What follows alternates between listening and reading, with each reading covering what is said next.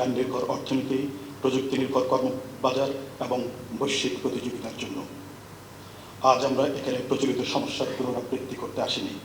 আমরা এসেছি বাস্তবভিত্তিক, প্রেক্ষিতসম্মত এবং বাস্তবায়নযোগ্য সমাধানের পথনকশা তৈরি করতে।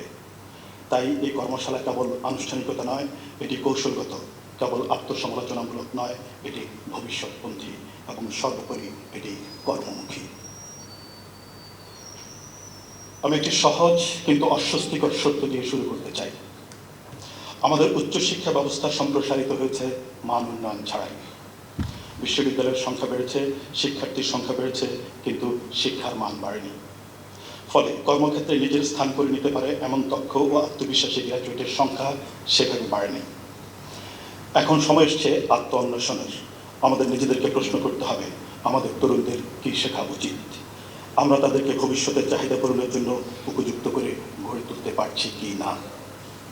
আজকের এই জাতীয় কর্মশালায় আমরা এই প্রশ্নগুলোর মুখোমুখি হতে চাই সততার সাথে, উত্তর খুঁজে পেতে চাই সাহসের সাথে, আর সমাধানে কাজ করতে চাই নিষ্ঠার সাথে।